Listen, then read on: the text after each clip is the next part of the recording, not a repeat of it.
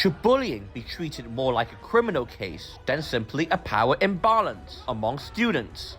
I'm saying this because from what happened in the tragic case of Sammy Tush in the United States, if the abuse and torment he faced happened in some adult workplace, including verbal harassment, physical pushing and shoving, and even breaking his glasses, and cyber threats, this would not be seen as workplace bullying, but an active crime scene.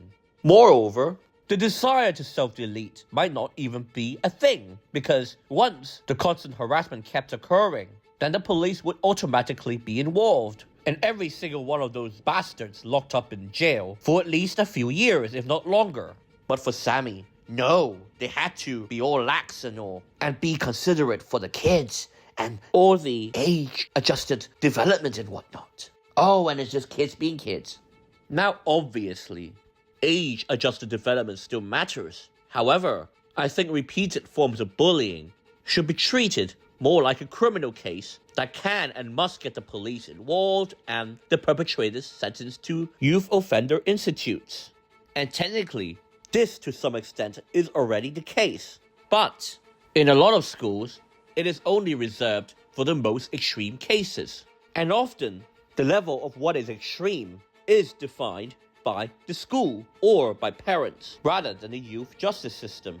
Anyways, what I'm trying to say is that there should be a mandatory reporting system to law enforcement once repeated and constant instances of verbal bullying and even single instances of physical and cyberbullying. And if teachers do not follow this system, then they will be liable to fines or even arrest themselves.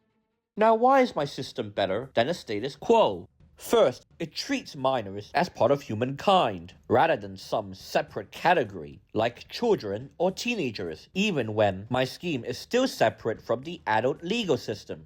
It gives the minor expectations on what adults, law enforcement, and the legal system expects from them. Moreover, by labeling bullies as criminals, it eliminates all uncertainty about who is in the wrong. Obviously, the bullies are fully to blame. However, even anti-bullying advocates might begrudgingly admit that some people do get bullied more than others, partly because of their own vulnerabilities. Now, if something similar happens to an adult, this will be called victim blaming. This also reassures the kid or teenager being bullied that they are 100% not to blame for their victim status. Finally, it's also good to see the bullies being locked up. Do you think I've gone too far, or do you think this is the right way? Comment down below.